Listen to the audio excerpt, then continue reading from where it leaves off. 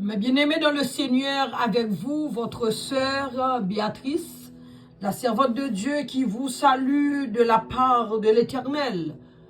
En Jésus-Christ de Nazareth, que la paix de Dieu soit avec vous, que la grâce de Dieu soit votre partage. Ce soir, mes bien-aimés dans le Seigneur, ceux et celles qui n'ont pas encore reçu le Seigneur, c'est avec vous que j'adresse ce message. Le Seigneur Jésus-Christ de Nazareth, il reviendra, il est en route. Mais lorsqu'il sera venu, il viendra juger. Il viendra juger tous ceux et celles qui avaient rebellé contre sa parole, qui avaient rejeté sa parole, qui ne voulaient pas l'accepter. La Bible déclare que le Seigneur Jésus-Christ de Nazareth reviendra pour son peuple. Il reviendra pour son peuple. Alors tous ceux qui se seront confiés en lui avant son retour se réjouiront de sa présence pour l'éternité. Tandis que ceux qui ne se seront pas confiés en lui seront renvoyés de sa présence. Nous ne savons pas quand Jésus-Christ reviendra. Mais s'il revenait aujourd'hui, mon frère et ma soeur qui m'écoutent, qui n'a pas encore reçu le Seigneur, je vais te faire cette question. Seriez-vous prêts lorsqu'il reviendra? Et vous savez que le Seigneur Jésus, quand il reviendra, il viendra chercher son peuple. Il viendra pour emmener avec lui son peuple. Et si, vous qui m'écoutez, vous n'avez pas encore reçu le Seigneur Jésus, vous ne pouvez pas, alléluia, aller avec le Seigneur Jésus dans le royaume de Dieu. Et il y aura un autre événement. Le Seigneur Jésus va venir, c'est une chose. Mais qu'est-ce qu'il va faire? Il va venir pour juger. Alléluia. Pour juger. Mais qui est-ce que le Seigneur Jésus va juger? Il ne va pas juger ceux et celles qui avaient donné leur vie à Christ.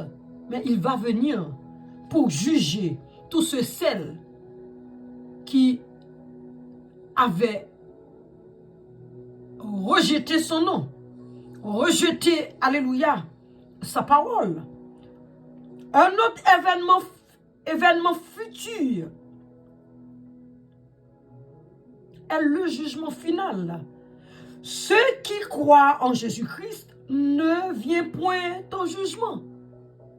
Vous voyez, lorsque le Seigneur Jésus reviendra, il va juger, mais il ne viendra pas juger ceux et celles qui, alléluia, ont donné leur vie à lui.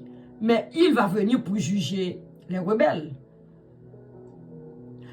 Tous ceux qui ont négligé ou rejeté le Seigneur Jésus-Christ devront comparaître devant le trône de sa gloire pour être jugés par lui à cause de leurs péchés.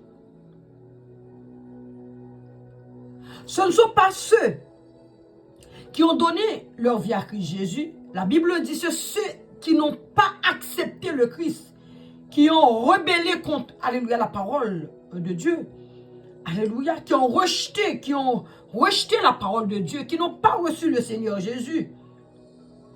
Ce jour-là, lorsque le Seigneur Jésus va venir, lorsqu'il va juger tous ceux et celles qui avaient, alléluia, rejeté son nom, tous les secrets vont être dévoilés. Alléluia. Rien ne va pas être caché. Tous les secrets vont être dévoilés. Le jugement que le Seigneur Jésus va faire, ce sera un jugement définitif. Un jugement final. Et ça va suivre le châtiment éternel. Mais Jésus, jusqu'ici, il vous donne la chance. Il vous laisse la chance de faire un bon choix. Pour rentrer dans le royaume de Dieu, il faut simplement donner vos vies à Christ Jésus. Vous savez qu'après le jugement, alléluia, il y aura le châtiment. Et le châtiment, mes bien-aimés, mes frères et sœurs, et ceux et celles qui n'ont pas encore reçu le Seigneur Jésus-Christ de Nazareth dans leur vie comme leur maître, leur Seigneur. Alléluia. Lorsqu'il va faire ce jugement, qu'il va juger ceux et celles qui, alléluia, avaient rejeté son nom. Après le jugement, il y aura, alléluia, le châtiment. C'est le châtiment éternel. C'est l'enfer éternel. C'est un endroit terrible. C'est un endroit réel. Et c'est un endroit qui est vraiment terrible. Une réalité qui consiste en la séparation éternelle d'avec Dieu. Et ça va suivre une grande souffrance qui en résulte. La Bible dit que c'est un endroit de feu, de ténèbres, de solitude, de douleur, d'agonie et de soif. Ceux qui vont en enfer n'y échapperont jamais. Ils y demeureront pour toujours. Et la fumée de leur tourment monte au siècle des siècles. Et ils n'ont pas de repos, ni jour ni nuit. Mais bien aimé dans le Seigneur, c'est dans Apocalypse, le chapitre 14, le verset 11. C'est la Bible qui le dit. La Bible dit, si monsieur, madame, jeune fille et jeune homme, qui écoutent, qui entendent la parole, qui ne mettent pas en pratique cette parole, vous savez bien que Jésus-Christ de Nazareth, il est le Fils du Dieu vivant. Vous entendez très bien que le Seigneur Jésus-Christ était venu sur terre. Il s'était offert comme un sacrifice. Il était venu comme un agneau, sans tache et sans défaut. Il s'est livré à la croix de Golgotha. Il a pris la mort pour nous. Il a versé son sang dans le but de nous donner la vie éternelle. Aujourd'hui, il me dit de vous dire, vous qui m'écoutez, il est le chemin, la vérité, la vie. Jésus-Christ de Nazareth, c'est lui la porte du salut. Jésus-Christ, c'est celui qui t'offre la vie éternelle. Jésus-Christ te tend la main au travers de ce message. Jésus-Christ veut te sauver. Il veut te libérer. Jésus-Christ veut t'emmener vers le Père. Il a déjà fait tout. Il a déjà donné sa vie pour nous à la croix de Golgotha. Il était mort, ressuscité. Il est roi. C'est lui qui viendra juger. Il ne viendra pas pour juger ceux et celles qui le connaissent. Il ne viendra pas juger ceux et celles qui ont donné leur vie à lui. Tandis qu'il va venir pour juger les rebelles, pour juger les incrédules, pour juger tous ceux et celles qui l'avaient rejeté. Aujourd'hui, mon frère, ma soeur, mes bien-aimés qui m'écoutent, ce message est pour toi qui n'as pas encore reçu le Seigneur. Et pour toi, monsieur, madame, c'est pour vous ce message. Je vous invite à faire de Jésus-Christ votre Seigneur et votre Sauveur. Je vous invite à donner vos vies à Christ Jésus. Moi, j'étais égaré dans les ténèbres. Et Jésus-Christ m'a emmené dans sa lumière. Et il a fait de moi lumière.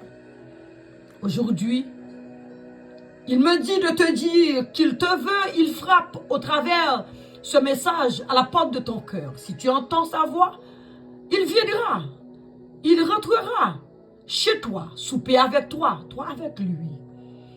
Et comme ça, tu vas obtenir la vie éternelle en lui. Vous savez que l'enfer est réel et le ciel est aussi réel. Le ciel que Jésus t'offre aujourd'hui au travers de ce message, au travers de la bouche de sa servante. Le ciel est un endroit de repos, de paix, de joie, de bonheur, où vivront pour toute l'éternité. Tous ceux qui se seront confiés en Jésus-Christ au ciel, alléluia, nous aurons une pleine communion avec Dieu. Ce n'est pas qu'un endroit physique où les désirs humains seront pleinement satisfaits, mais plutôt un endroit où la sainteté et la pureté demeureront. Frères, sœurs, jeune homme, jeune fille, monsieur, madame, vous ne savez pas quand vous serez appelé à disparaître. C'est-à-dire, pendant que tu m'écoutes, tu peux tomber, alléluia, tu peux mourir. Mais si tu meurs à l'instant même, où est-ce que ton âme ira? Si tu meurs après ce message, sans prendre la décision, la bonne décision de donner ta vie à Christ, où est-ce que ton âme ira? Là, Jésus t'offre la vie. Et tu sais aujourd'hui que le paradis, le ciel existe, de même que l'enfer existe. Assurez-vous, mes bien-aimés qui m'écoutent, monsieur, madame, jeune fille et jeune homme, que Jésus-Christ, c'est lui le chemin, la vérité et la vie. Il t'offre la vie aujourd'hui, au travers de sa servante Béatrice. Que cette parole te pénètre l'âme, l'esprit, l'âme et le corps. Que cette parole, alléluia, rentre en toi. Que cette parole te touche jusqu'à ce que cette parole t'emmène à faire le bon choix de choisir le Seigneur Jésus-Christ comme ton Seigneur, comme ton Sauveur. C'était avec vous, votre sœur, la servante de Dieu Béatrice. Que la paix de Dieu soit avec vous, que la grâce de Dieu soit votre partage, que le Seigneur Jésus entre dans ton cœur. Frère, ma sœur, qui m'écoute et qui entendent cette parole. Que la grâce de Dieu soit sur vous, que le Saint-Esprit de Dieu vous protège. Allez, soyez bénis, soyez bénis, soyez bénis.